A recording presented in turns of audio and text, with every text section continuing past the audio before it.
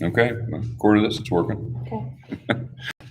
All right. Here's the thing is, if anyone can even see it. I can log in on my own. We're working through some technical difficulties here this morning, so hopefully you can see me and hear me.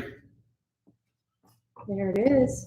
Okay, so our angle's not very good on our screen You here. can type in there if you have any. Yeah, that does need to be higher, Jen. Where's that?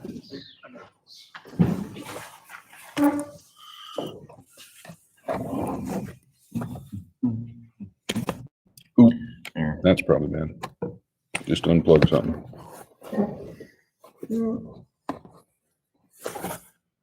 Mine. It's okay. What you can do is, what you need to do is you need to have the face of it up. Oh, great. This looks very professional. I was like, all I need to do is be on the live this morning. Hopefully Marshall doesn't call me while we're in the middle of the live. There we go. That's pretty good. Yeah, that's better. And that just way it gets your front tipped up. Okay, so I'll just have to stay back far enough. I'll get you something more official than my personal cell phone next time. I'm gonna text him, do not call me. All right. Short crowd this morning. So far, we've got one, so we're talking to ourselves. And I was like, good thing. I'm gonna make sure.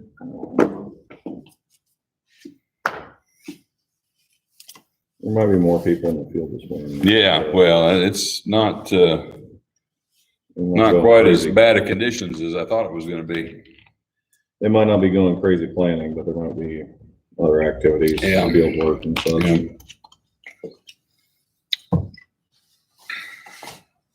We'll give it a few more minutes here. Let people get logged on.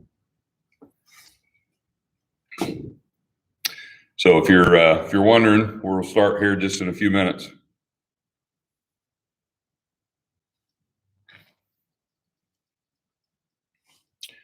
Reminder to those of you who have joined early that if you log in to YouTube with either your YouTube account or a Gmail account, any Google account, you can use the live chat feature in YouTube Live, and that's how we prefer to get your questions.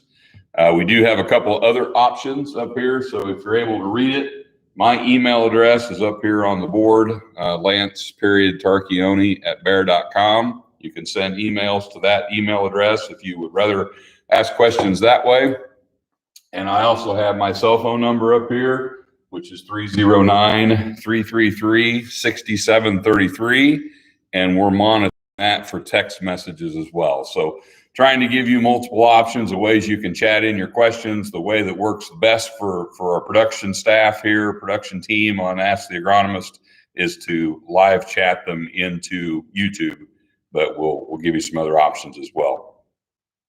So we're going to touch on some things today regarding the freezes that we've had, this kind of the status of crops that are in the ground. Talk a little bit of have a little bit of a philosophical conversation about early planting and how do you determine what's too early and when do you go and when do you not go. So thanks to Adam Henniger for coming up from Rushville this morning to help us with production duties. And Jennifer Elliott is here as well. She's probably going to be doing some live tweeting that she likes to do during Ask the Agronomist. And I do want to give a shout out to Troy Kazire this morning. I don't know if Troy might have logged on to listen or not, but Troy's been helping me with this since we started, and I've enjoyed working with Troy a lot over the years. As a lot of you watching probably know, Bear made the difficult and locally unpopular decision to close the Learning Center. So Troy and the other folks at the Learning Center are in the process of determining where they're going to go at the next stage of their career. Troy helped us for several weeks here on Ask the Agronomist, and I just wanted to thank him for that. So wish those folks well. I know they'll do well wherever they decide to go after Bear. So anyway, we'll go ahead and kick things off. Adam, I'll let you drive, and we'll start with some of the questions that we had come in since the last episode. Always give priority to questions that come in live while we're going. So good morning, everybody. Of course, the big topic this time of year and with all the environmental conditions that are happening right now is, when should we plant? When shouldn't we have planted? And what impacts are all the cold conditions that we're having currently going to have on what we've got planted in the ground? And when should we get back at it? That's some of the big conversation at the moment, Lance. So if you want to touch base on soil conditions, soil temperatures, and maybe some different strategies that have been talked about in the countryside as far as how you could potentially mitigate some of your freezing concerns. We can get into that as well if you'd like. So a lot of layers to that onion. We could go several different directions with that. So I think I'll start with a little bit of a planting update. So depending on where you're at in the state, there are areas where there's a tremendous amount of crop in the ground, probably near record amount of planting has been done by this time. Adams area would represent that. As you go north through central Illinois, you get less and less planting has occurred. The eastern side of the state was able to run a lot over the last week, where the western side of the state was wetter because it had gotten more rain after Easter. So depending on where you're traveling in Illinois, nothing has been planted or we're almost done planting. So there are very huge differences. One thing that drove those differences is, what's your philosophy on when do you start planting? We had perfect soil conditions in late March and early April. And if you subscribe to the theory, which many do, that if you've got good soil conditions, you ought to be planting as long as it's not February or early March. Well, then we had a really good planting window in the last week of March, the first week of April. And people that were willing to make the most of that planting window have a lot of crop in the ground. If you were of the philosophy that, I like to plant early, but I don't want to get crazy early, you might have waited until after Easter, let's say, to start planting.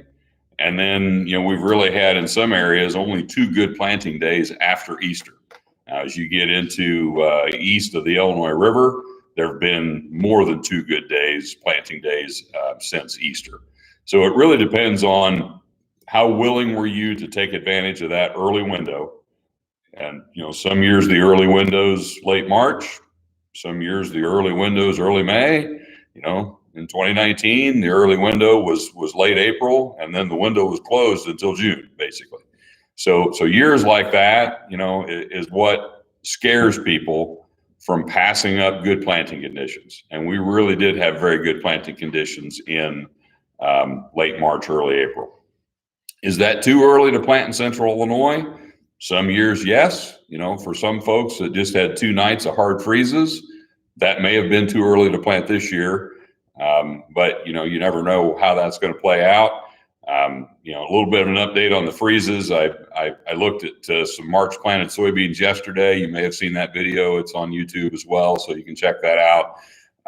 Those beans were planted March 10th. Now, in that particular part of the state, there really weren't any commercial acres planted on March 10th. That's just a plot. As you move south into Adams area, Adam had quite a few acres of beans in the ground by March 10th. Those beans are up about yay tall in some of Adams' fields. And if you got down to 28 or below with emerged soybeans, the prognosis on those is pretty iffy at this point. I think in most cases, you got far enough south where we had a lot of beans that were up, probably didn't get cold enough to kill those beans in some cases, but I'm sure in some pockets where, temperature is very ununiform. So when the local radio or the local weather station says it was 28 degrees, somewhere it might have been 26. Somewhere else it might have been 30. They registered 28. At home, I had 28 degrees for 3+ hours sustained, 2 nights in a row. But I'm sure in pockets it got colder than that. If you get below 28 with emerged soybeans, that tissue is probably going to be killed. If it, just dings it and it can regrow, no harm done. But, and really what I would tell you, if you're looking at beans, trying to determine what you got, if you've got a little soybean that basically look something like this up out of the soil. Your growing point is right here at the point of attachment of the cotyledons. You can burn this cotyledon. You can, do anything to that plant you want, as long as that growing point's still alive and as long as this hypocotyl is still healthy. That plant, in theory, can recover. Now, if you lose your cotyledons, that plant's going to be under a lot of stress because that cotyledon is its food source. It doesn't really have any leaves yet. So any green tissue on that plant can photosynthesize. So that cotyledon is doing two things. It's acting as a leaf because it's green, it's photosynthesizing. It also has a lot of stored food reserves in there. If you lose one of your cotyledons, not a big deal. If you lose them both, that plant's really going to struggle. They'll make it usually, as long as some pathogen or some other stress doesn't knock them out. But what I was seeing on some of the plants yesterday that I was looking at, and I kind of tried to show this on the video, right about here on that hypocotyl, it was getting soft and mushy. A healthy hypocotyl is going to be brittle. It's going to snap really easy. If that hypocotyl is not brittle and snappy, if it's kind of rubbery and mushy, I'm going to say that plant's dead. And whether or not the growing point was killed, if you sever that plant here below the growing point, it's got no way to recover from that. So that's what I would be looking at if you are looking at emerged soybeans and trying to determine are they going to recover or not. Now, I always like to remind people that I don't like to get too impatient when it comes to replanting. So we always get impatient easily. In an ideal scenario, I don't want to replant anything until I've got everything planted the first time first.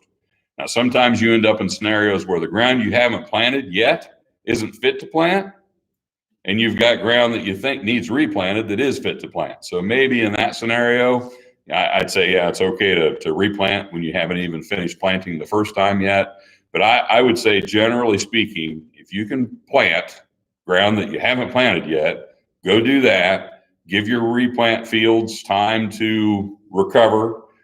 It's a lot easier to assess the damage, see what you got. If you've got other productive things you can do, other crop you can plant, I would wait on trying to make those replant assessments as long as you can. So, it's a very philosophical question of, when should you plant? It's a very personal decision. If you've got 50,000 acres to plant, you got to go early. You've got no choice. If you got 1,000 acres to plant, you don't have to go early. You can if you choose. And I like to remind growers that if you want to take if you want to enjoy the benefits of early planting, and in the case of soybeans, the benefits of early planting have been shown to be more yield potential. So that would be the reward part. Well, the risk part of early planted soybeans is, if you plant them early and if they come up and if we have a freeze, and April 20th is not a late freeze. If you remember last year, we had the Mother's Day, May 8th freeze. I mean, that's kind of a late freeze. Hard freeze on April 20th is not, I wouldn't say that's abnormal. And one of my reps pointed out to me yesterday that, it seemed to her that, our geography is a pretty freeze-prone geography, because as you go north, where it freezes more often, there doesn't tend to be as much early planting. When you go south, a lot more early planting, but less likely to get a freeze. And right here in this band, maybe between Interstate 72 and, Interstate 74, Highway 34, somewhere like that, that seems to be more often where we get caught with a frost. That's where we got caught with a freeze last year.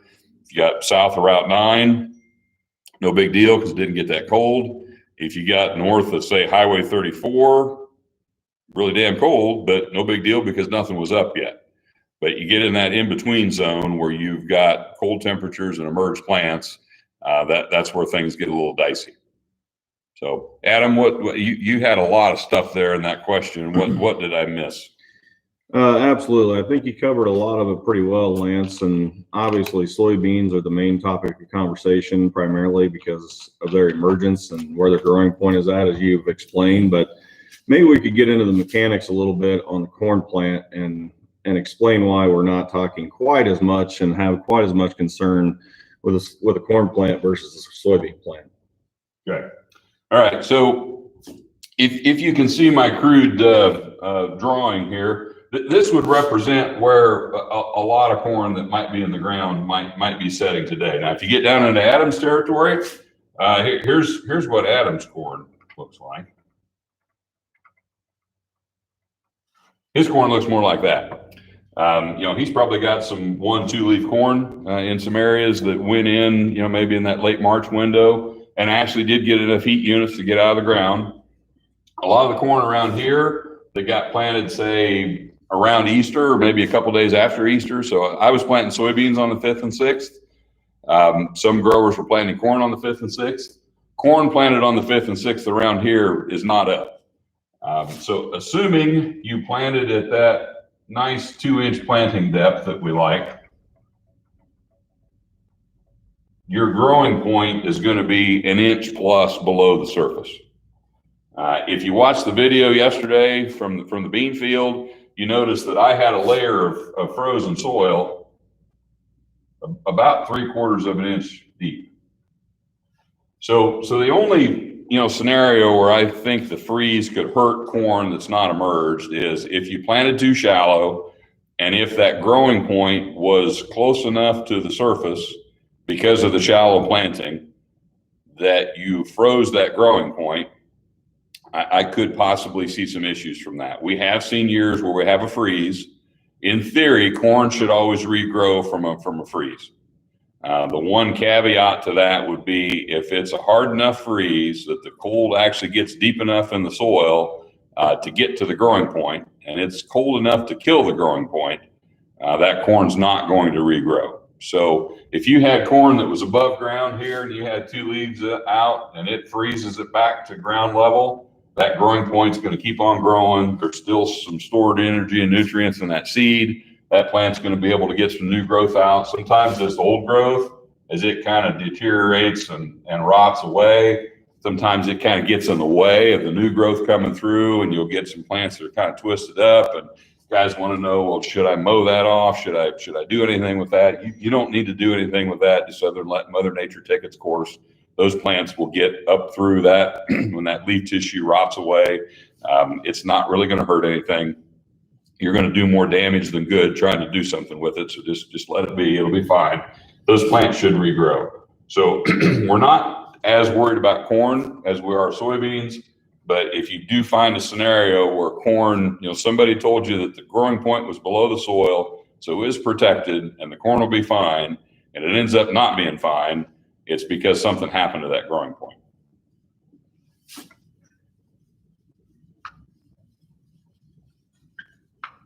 Anything else relative to corn, Adam, that you think we ought to touch on? I think one thing we should touch on just a little bit is soil conditions related to corn planting at the moment and how that impacts emergence and what the difference in emergence for a corn crop looks like with what's acceptable and what's not acceptable from an uneven emergence standpoint. What do we find with looking out in the field and seeing differences in emergence with, and what aren't we finding seeing? Right. So I think what Adam's asking about is that really is a key part of why I really like to plant soybeans early and why I'm a little more cautious with early corn. There's really two benefits, a benefit for soybeans from a yield standpoint to early planting. With corn, there's really not any data out there to support that late March corn is any better than mid-April corn, or that mid-April corn is better than late April corn, or that late April corn is any better than early May corn. So we seem to have a pretty wide planting window for corn where you've got maximum yield potential. Soybeans, tends to be more of a straight line down, and there is data out there to show that mid-April beans sometimes out-yield late April beans, and late April beans usually out-yield early May beans. So the decline seems to happen more consistently with soybeans. The other thing that's nice about giving soybeans preferential treatment early is they're more forgiving to being uneven, being slow out of the ground. Adam's question on corn, if you've got corn, the kind of the goal is to have, all those corn emerge at the same time, have everything uniform. And there's a lot of people that spend a lot of time talking about uniform spacing. Well, uniform spacing is nice, but if you've got perfect spacing and emergence that looks like that, you'd have been better off with crappy spacing and uniform emergence. So keeping those plants the same age, the same size, coming out of the ground at the same time. Some of the real high yield guys, they talk about, you got to have every plant up within 24 hours. And if you're trying to raise 600 bushel corn, yes, you do. If you're trying to raise 260 bushel corn, no, you probably don't have to have them all up in 24 hours. It'd be nice, but it's not necessary. But if they come up strung out over 10 days, that's a challenge. And typically what happens with a stand that takes a long time to come up, or to Adam's point more directly, if you plant into marginal soil conditions, what happens is that affects your seed to soil contact. And you've got seeds that have better environments than other seeds. And so the seed with the best environment, with the best seed to soil contact, is going to come up first. The seed with the worst environment, poor seed to soil contact, may never come up, or it may come up a week later. And you get that unevenness in that stand. And once that stand gets uneven, it's always going to be uneven. It will appear to even up, but if you haven't done this, I would encourage you to. It's kind of fun to do. If you go out and put a flag beside, if you've got a field that's coming up uneven, so go out there with some, say, white flags. The first day you see any spikes coming through, and you put a white flag next to the first plants to come up. And then you go out the next day and you put a blue flag next to the plants that come up the second day. And you go out the third day and you put a red flag next to the ones, do 4 or 5 different colored flags. If you only need 2 colors of flags, you're doing pretty good. If you find you need 6 or 7 colors of flags, that's going to be not a good situation. But if you flag those plants and okay, every plant that came up on day 1's got a white flag, and every plant that came up on day 4's got a green flag, and so on and so forth, and then track those plants through the season, you will see that the plants that came up first, typically, now, if they came up first because they were shallow planted, they may not end up being the best plant in the field. But if they came up first because everything was right, those are probably going to be the best ears, come harvest time. And it's just it's a reminder, that keeping corn uniform is important. And that's a primary reason why corn does not respond as consistently to early planting as soybeans do. What corn responds to is ideal conditions, whether those happen in March, April, or May. If you've got good planting conditions, good soil conditions, you get good uniform emergence, that's going to set your corn up for the best potential. It's not so much about the calendar. Calendar is important. To me, there's about maybe 4 different things you can look at when you're trying to decide whether you're going to plant. You can look at the soil and how fit is it. You can look at the forecast and how good or bad is that. And you can look at the calendar. The calendar is the least important of the 3. The forecast can be important, probably more important for corn than it is for soybeans. I don't mind planting soybeans early ahead of some hellish weather coming. I don't really like to plant corn early ahead of hellish weather coming. But there are situations where, as long as it's fit, and there are a lot of people that subscribe to the theory. My colleague, Chris Carlisle, he's definitely, if it's fit, you go plant. Now, if it's fit in February, Chris isn't going to tell you to go plant. But if you've got good soil conditions and it's truly fit, and I don't mean it's just kind of sort of fit, but truly fit. That's the other thing, is we get into differences of opinion of what is fit. So we get into some gray areas there. But I was planting some soybeans yesterday, actually, in some ground that was not fit for corn planting. I made the decision it was fit enough for beans, but I would not have wanted to have been planting corn in the field that I was planting soybeans in yesterday. That's some great explanation, Lance. And, we've been talking a lot about corn and soybean, their emergence and development as soil conditions and environmental conditions have changed. There's some interest in herbicide, but we did have a question come in that asked specifically to what you're talking about now, soil temps to start planting your corn, with all the dynamics that we've had the last couple of years and temperature and fluctuations in temperature, you know, what's the soil temp that we like to start planting our corn at? Well, I mean, the old number was 50 degrees. You know, that's a little, I think a lot of people would say waiting for 50-degree soil temperatures to plant anything would be, you know, in their mind, a little bit old fashioned. You know, if you've ever heard I was thinking of this as I was doing my video yesterday, and Marie Rumbold, who was helping me produce that video yesterday, is really glad that I didn't illustrate this. But the old timers used to say that if you could set your bare tuchus on the soil and sit there comfortably, that it was warm enough to plant.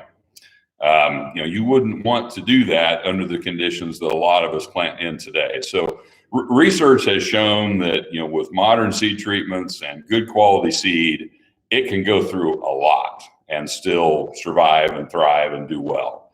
Now, the argument becomes, okay, so you got a decent stand, or maybe you got a good stand, but it took 3-4 weeks to come up.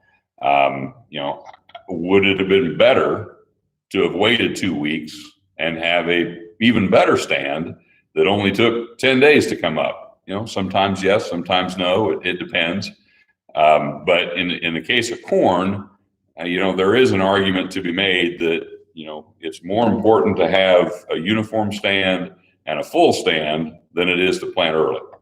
With soybeans, data would indicate that it's more important to plant early than it is to have a uniform or full stand. So the two crops are completely opposite in regards to that. So that also helps to, you know, kind of pour fuel on the fire for those of us who think in some cases we ought to be planting soybeans first. But so as far as, you know, what temperature we should have, you know, if you talk to Randy Dowdy, you know, corn yield king from Georgia, you know, he likes to plant in 60-degree soil. Well, he's in Georgia. He can plant in 60-degree soil in February. If we wait for 60-degree soil, you know, we're never going to plant anything in April generally. So we're going to lose out on some good planting windows. So I would say if the soil is fit and the weather forecast is relatively positive, it almost doesn't matter how cold the soil is when you plant. You know, if the forecast is not good, well, then it still kind of doesn't matter, you know, how warm or cold the soil is if it's going to get bad after you plant. You know, there's a theory that it's more stressful on that seed so let's say you got a 68-degree soil and then a storm front comes through and dumps, you know, 34-degree rainwater on your 68-degree soil. And in the course of 12 hours, that soil drops to 50 degrees or, you know, maybe 37 degrees. You know, where that seed's at. You know, that soil temperature fluctuates a lot at the seed depth. You know, the old rule of thumb was, you know, 4-inch soil temperature. You know, everybody gets more worried about, well, the seed's not at 4 inches, the seed's at 2 inches. I want to know what the 2-inch soil temperature is. Well, it fluctuates more at 2 inches than it does at 4 inches. And if you are warm and you get, you know, a little bit of indication that life is good and then life gets bad, you know, that might be more stressful to that seed than if you plant it in a 40-degree soil, which is too cold to grow, but they say store it in a cool, dry place, right? And then just over time, that soil temperature works its way up. You know, this is not as stressful as that for that seedling, especially if that soil is dry. So if it's fit and it's dry and the weather forecast isn't horrible, I don't really care how cold the soil is. I've seen guys, you know, disc openers will penetrate frost. I've seen corn being planted into soil that technically was a little bit frozen on top and do fine. It just depends on, you know, how good are the soil conditions and what happens after you plant. If you think back to last year, we had some planting windows in May when soil conditions were pretty good and it was certainly warm. It turned out to be terrible because we had wet, saturated soils right after planting and we suffocated a lot of seeds. So you just can't be certain when the conditions are going to be bad. And that's another thing that drives people to, I'm not going to pass up a good day to plant because I don't know what a good day to plant is. And if I sat on my butt and don't plant on this day that looked pretty good at the time, then I can't get that back later. And so there's good arguments to be made. I think this would make a great debate type question because you can argue it either way.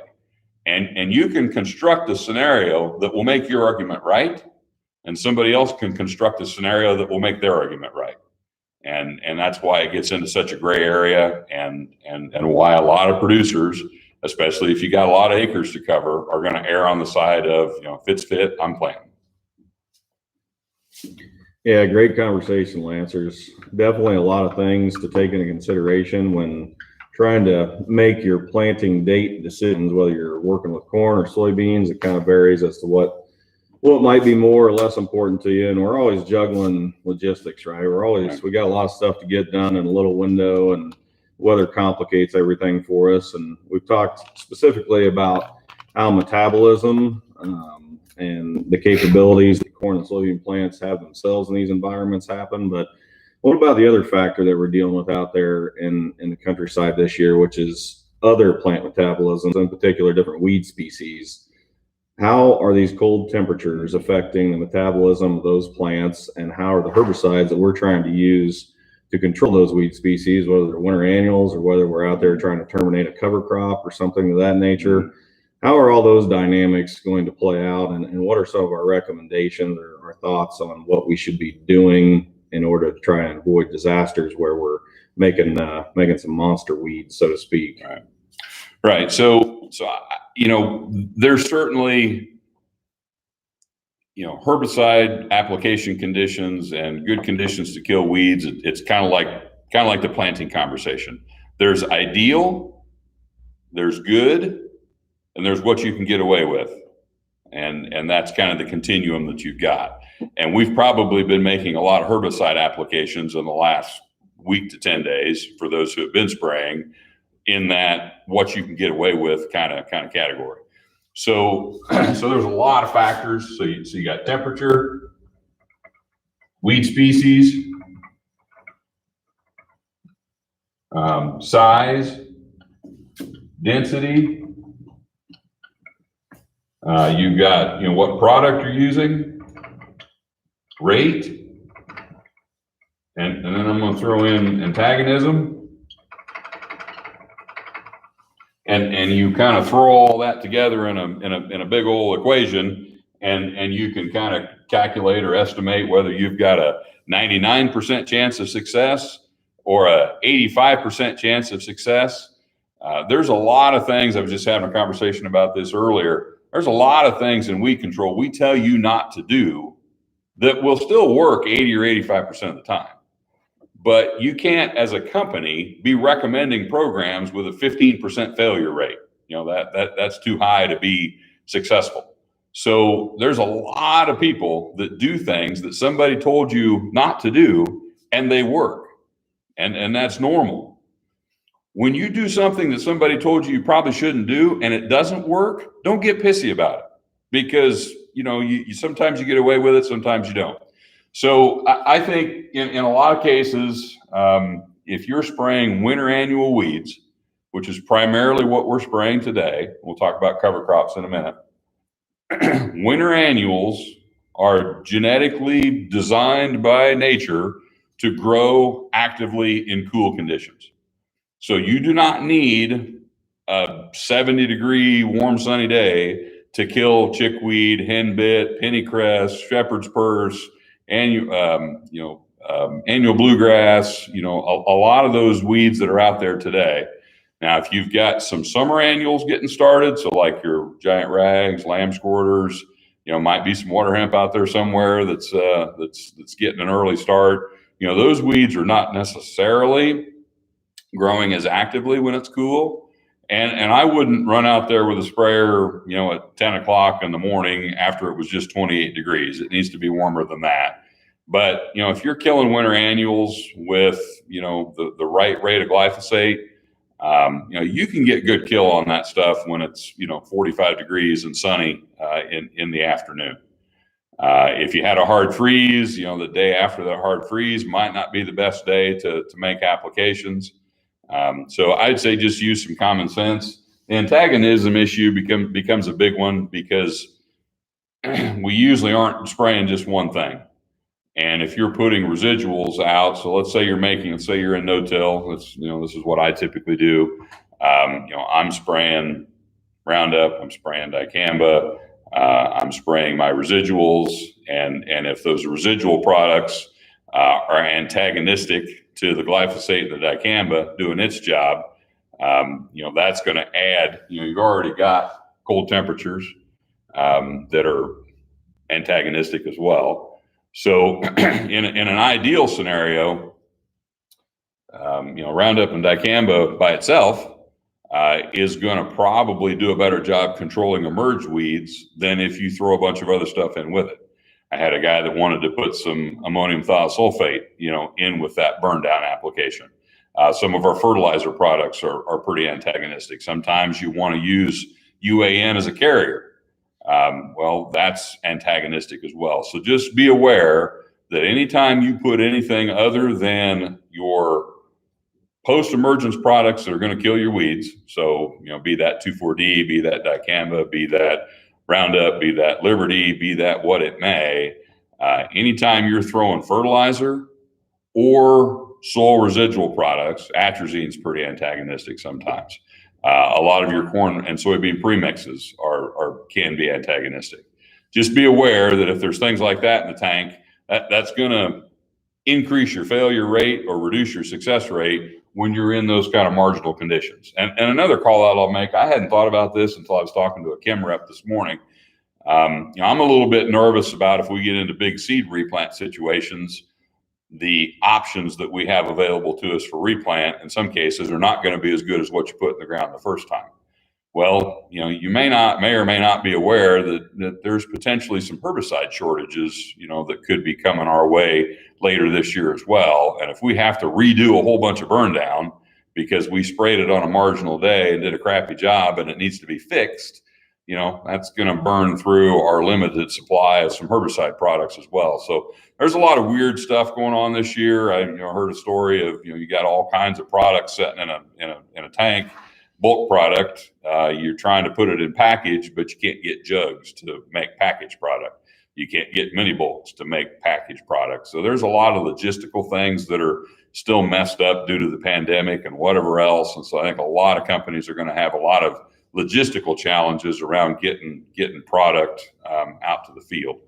So just be, another thing to be aware of that, if you can wait for a better day to spray, sometimes that might be the right thing to do. If you feel you can't wait for a better day to spray, because, good days to spray also involve the wind. I don't have wind on this list, but if the day that it's nice and warm and sunny and weeds are actively growing, the wind's blowing 30 mile an hour, well, that's a no spray day. So, we got a lot of things to take into consideration, and kind of like the planting conversation, waiting for perfect is sometimes not practical. And so we have to pick and choose and decide what we can get away with. But just be aware that if you're in a situation where you're pushing it, don't be too upset if it doesn't work.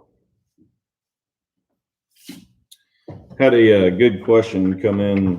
I love good questions coming in.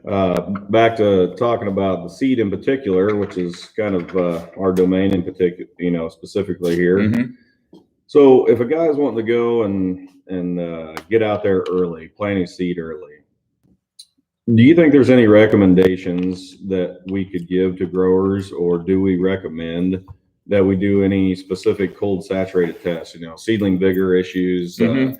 Quality tests, any of these types of things to hedge our bets or to look at in order to determine whether we need to put this seed in the ground now or later? And maybe you could also talk a little bit about what our processes are as a company as to how we quality control our products, our seeds that we send out. Okay. So that's a good conversation. We could spend a lot of time talking about it. There's certainly a lot of people that promote sending your seed off for third-party testing to get a quote-unquote independent assessment of that seed, rather than just trusting the methods of the seed company that the seed came from.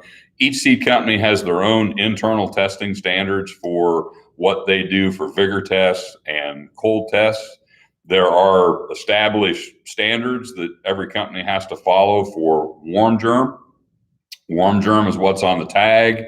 That's also been another, thing that frustrates growers, that it's hard to get. Well, what is the cold score? What is the vigor of that seed? And that's another thing that makes some people think that it's worthwhile to send samples off for third-party testing. And we could spend half an hour talking about, how reliable are those tests? How good are the samples that you take? If you take a handful of seed out of the top of a box, is that a good way to sample that seed or not? How representative is that of that seed? The challenge in the end becomes, if you're using those quality tests to determine what you should plant first, there are scenarios where I could see that being helpful. But I mentioned 2019 was a good example of this. In some cases, our best planting windows ended up being earlier when it was colder. And where we needed our higher quality seed and our more vigorous seed actually ended up being some of those later planted scenarios. And there are a lot of scenarios as well where it doesn't matter what the seed quality is, you're not going to get a good stand. We've actually done some work where we've tracked 2 different lots of seed that we know have different levels of quality, and the higher quality one, had more issues than the lower quality one did, based on where they got planted and what type of environment they ran into. So it might surprise you to know that from a seed company perspective, there's really no correlation between quality of the seed and did a guy get a stand or not, because the environment overwhelms the small differences in quality between one batch of seed and another. So the other thing I would tell you, if you send seed off for cold germ testing, you're probably going to get numbers back that range from 90%, which would be excellent on a cold germ or vigor type test, down to maybe 60. And both of these batches met the standards of the seed company that produced it, or they wouldn't have delivered it to you in the first place. Now, if you've got a 90% vigor score with a slow emerging hybrid and a 60% cold store with a fast emerging hybrid, and it takes speed to get out of the ground rather than quality, you'll get a better stand with this. And last year we had a lot of scenarios that fit into here. The quality was fine, but the conditions were so horrible, it didn't really matter. And in the end, we stand behind our testing. We stand behind the quality of our product. If you need to replant, we're going to be there to help you with that. We feel it's more important to position the hybrid based on genetics of the hybrid and based on what field it needs to perform in. So if you've got all your hybrids placed by farm, and you've got the right hybrid for this farm because it's timber soil, and you've got the right hybrid for this farm because it's a poorly drained farm, you need something with good tolerance for wet feet, and you've got the right hybrid for this farm because that's where you're going to start harvesting, and that's where you're going to plant your 106-day early corn. And then you get your test results back from your germ scores, and that gets all discombobulated because you want to move to here, you want to switch to this because it's got a better cold score. Pretty soon you're putting the right hybrid in the wrong field because of this, rather than because of where the hybrid fits. So if you want to send stuff off for third-party testing, that's certainly a right to do that. I don't think it's going to help you as often as some people would promote that it would help you, because in a lot of cases, there's no correlation between did you get a stand or did you not, and what was the quality of the seed that you put in the ground. Now, there are situations where it absolutely does matter. And if if our crystal ball was good enough that we would always know, when it was going to matter, well then, yeah, it'd be very worthwhile to do it. But it's an ongoing argument within the seed industry. We are, really, really pushing ourselves internally to develop tests. We did some really interesting work a year ago. I may not remember all the details of this, but basically they set up a quality test in a lab to essentially represent that pretty good conditions when you plant, and then you get about 72 hours of good conditions, soil temperature wise, and then the soil temp plummets, and then you have an extended period of wet, cold conditions, and then conditions improve. And that is arguably one of the more stressful conditions that you can put a seed through. Some of the tests that you can do, mimic those conditions, and you do get good separation between different seed lots based on quality, when you do this kind of trial. How repeatable is it? How consistent is it? Those are things that you can argue, but we know there are. My producer's having trouble back here behind the screen. So that thing that just got unplugged, is that important? Or is that just a battery? It's just power. Okay, we're good. Just power, no big deal. All right, no harm done. There we go. You got me all out of kilter there, Adam. So. I'm sorry. Really testing your capabilities here, Lance. So I thought maybe you thought I was crashing and burning and going through this conversation, and you were trying to distract the audience. So I think the seed industry, obviously, we want every seed company, I don't care who they are, they want you to have good success with their product. I don't think any seed company is putting stuff out there that they don't believe is a good quality product. Are there differences? Yes. Do the differences matter? Sometimes. Would you ideally like to know exactly what you're getting? I'm sure you would. Does that create huge logistical challenges for the seed industry to figure out, how we can, without driving up cost dramatically, which we know is also important to you, how can we raise the bar on quality? Because every time a company raises the bar on quality, that means they throw away more seed. And the more seed you throw away, the more expensive it makes the stuff that you sell. And if you're throwing away stuff that would have been fine 95% of the time, is that a good business decision or not? You can argue that either way, and you can construct scenarios where, oh yeah, you guys should have known, you shouldn't have sold that. You can construct other scenarios. We do try to look at seed that's going to the northern part of the U.S. where, guys in Minnesota like to kind of chuckle at us as we talk about, temperatures and soil conditions and warm soil and cold soil. I mean, if you're farming in the northern Corn Belt, you're probably always planting in cold soil. If you're planting in the southern Corn Belt, you're probably never planting in a cold soil. So you could make the argument, well, the seed that's getting planted in Georgia and Alabama and Mississippi, how good of a cold germ score does it need to have versus corn that's going into northern Iowa and northern Illinois and Minnesota and the Dakotas. So there's a lot of factors that the seed companies consider when they're determining, should we sell this product or not. So I'd just like to remind everybody, it's getting to be about 8:15 here. And if you've got any more questions, please make sure you get them in as we're coming in about the last 15 minutes. Several different ways to get questions into the conversation. We've had a lot of good stuff we've covered here so far today. But you can text Lance has still got his email. He's got his phone number up there. Those are easy ways. You can go on to Twitter as well as here on YouTube. If you've got a YouTube account, you can send in more questions. And if we don't get to them in this particular episode, we will be sure to put them on the list to talk about when we go to Ask the Agronomist next time. One thing I just remembered, Adam, that's kind of a herbicide related topic that I did want to mention.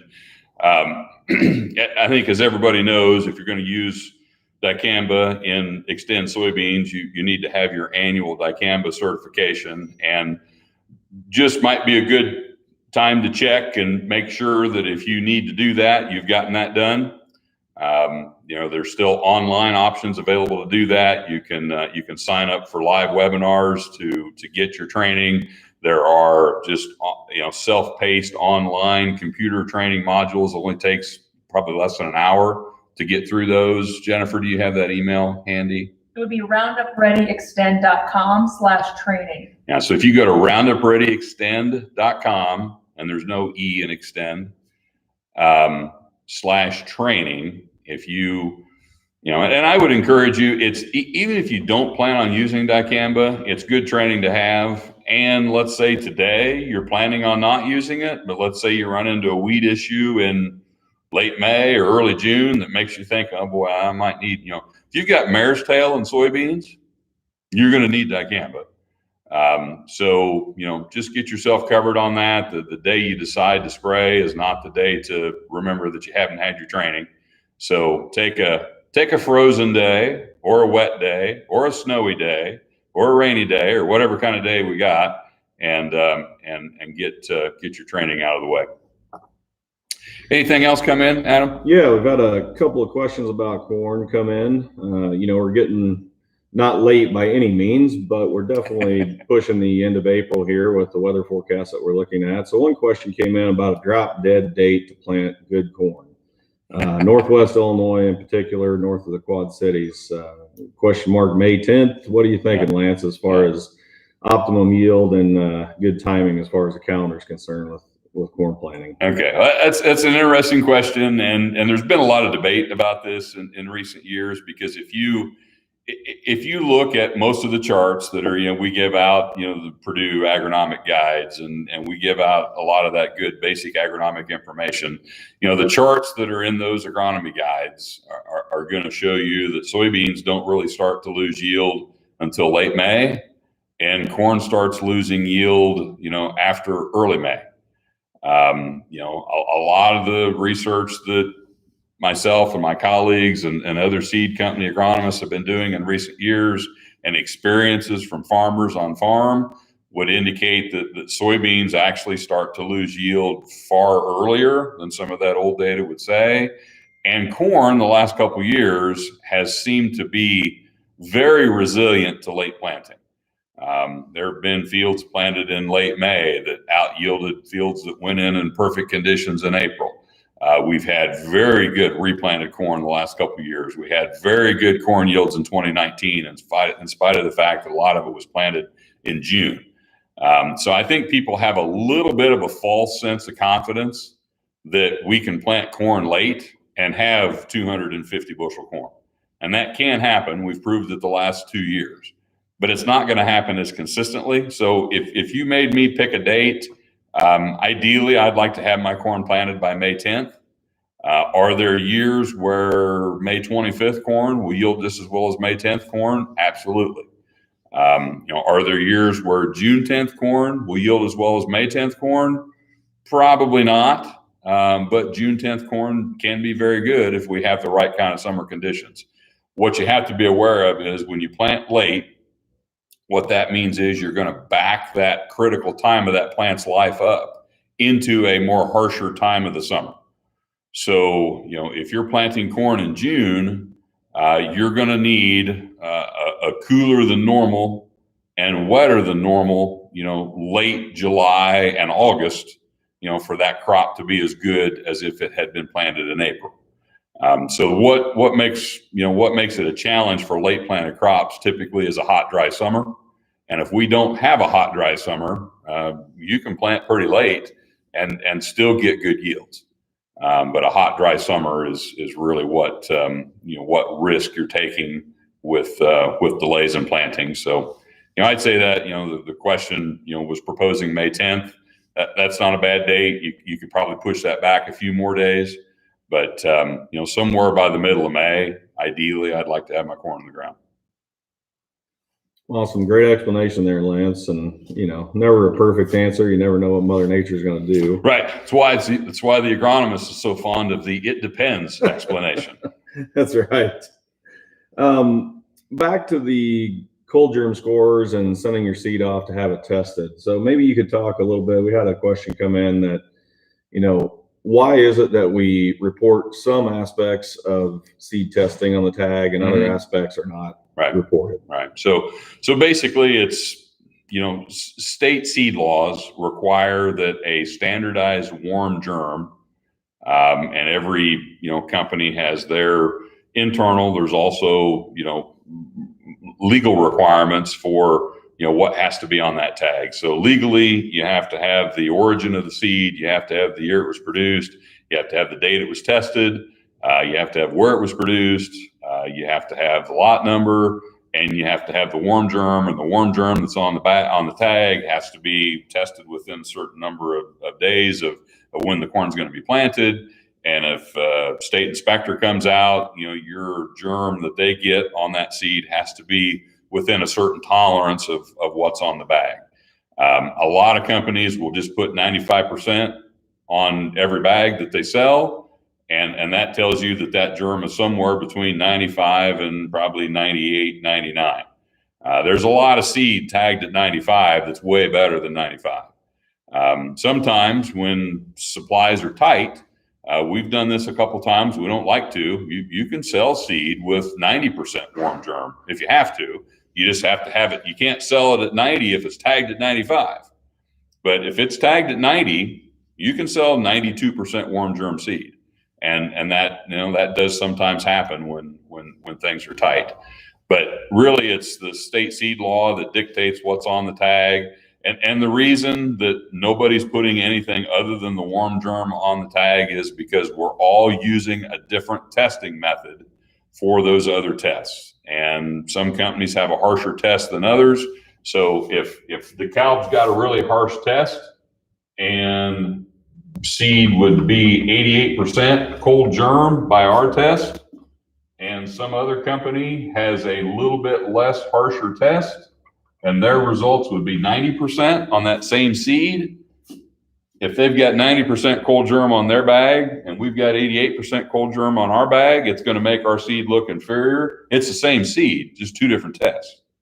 And the harshness of that test, it's honestly possible. You could take the same seed and it could be good seed.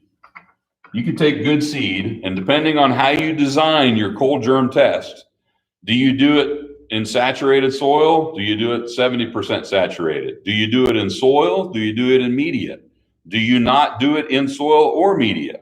How do you design that test? You could take the same batch of seed and you could get a cold germ score from 65% to 95%. And I would bet you that you would rather buy something that said it was 95% than something that said it was 65%. It's the same damn corn. And so this is the biggest challenge that the industry faces. And I've argued for years that somebody needs to take a leadership role. I'd like it to be us. And we need to push for a standardized cold test. And then all the seed companies can quit hiding behind the fact that there is no standardized cold test, because we made one and everybody's forced to use the same test. And then you could get cold germ on bags. The challenge with that becomes, let's say you say that, well, I'm not buying anything that's under 80 on cold germ. What if 40% of the seed that's sold every year would be below 80 on that cold germ test? And so every seed company has to throw away 40% of their seed that they're selling. That would be a challenge. 5 minutes or question? Okay.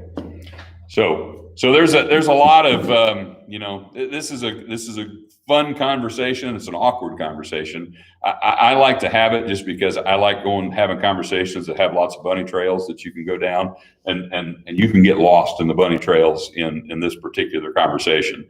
But I would say as a grower, don't feel like somebody's trying to hoodwink you. Don't feel like somebody's trying to hide things from you.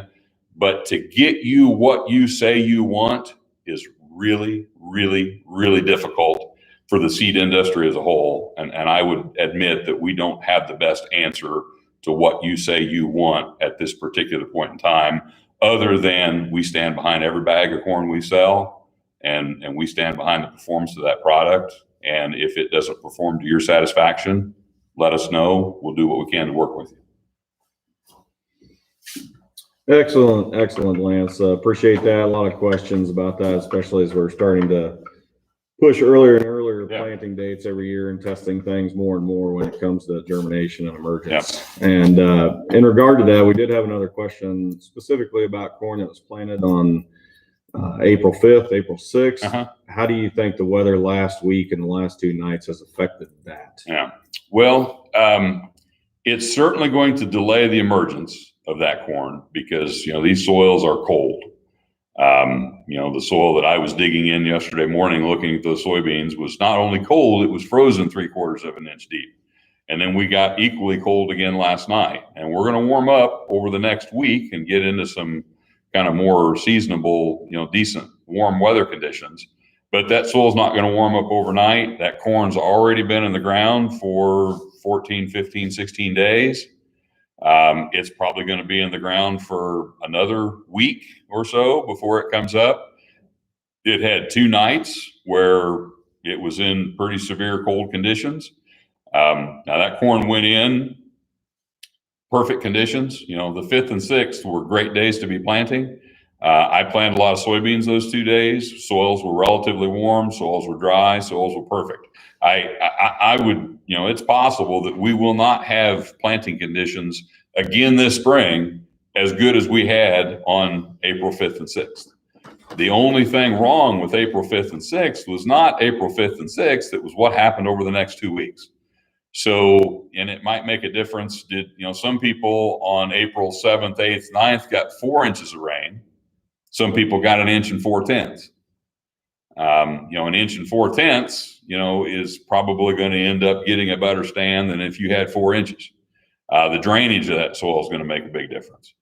So, it's certainly not ideal. I'm hopeful that we'll get acceptable stands out of, most of the corn that's in the ground. I hope I don't get an unpleasant surprise on that. It's too early to tell. It might be another week plus before we know, what kind of stand we're going to have out of that. And I had this, talk about philosophical conversations. Let's say the hybrid that you planted is not available for replant, and you end up with a 29,000 stand that's a little uneven, and you planted 35. No university chart is going to tell you to tear up and replant 29,000, even if it's a little uneven. But back to that earlier conversation we had about, how late's too late to plant corn, get full yield potential. You may feel, based on your personal experience, that, well, that's BS. I can do better than that. It's only May 2nd. I'd rather have perfect 35 planted on May 2nd than live with 29.5 that's a little uneven planted on April 5th. And philosophically, I don't disagree with that. But what happens to your thought process if you planted a phenomenal hybrid the first time and what's available to you for replant is an okay hybrid? Would you rather have awesome with a okay stand or good with a perfect stand? That's really, really, really hard to make that judgment call. It's going to be like any replant decision. It's going to come down to what your personal preference is. If I've got 29,000 that's okay, I'm probably not tearing that up. So some people would. The date at which you could tear it up also becomes a big deal. So if it's late May, no brainer, you keep it. If it's early May, well, could you do better with a replant? Maybe. How ununiform is the 29,000? How healthy or unhealthy are the roots on the 29,000? Just because you've got a green plant above ground, if the roots are half rotted off, that plant's probably not going to do very well. So sometimes you want to look underground too, as you're assessing that marginal stand. Got one more question. All right. We're right at 8:30 here, but Okay. we'll squeeze in one more, Lance. Do you see too many genetic differences or very many genetic differences in soybean planted early? So given similar relative maturity, try and take the relative maturity factor out of that. Do we see a lot of variability in expression or yield potential or anything like that with our soybean varieties when we're planting them early in the season? Yeah.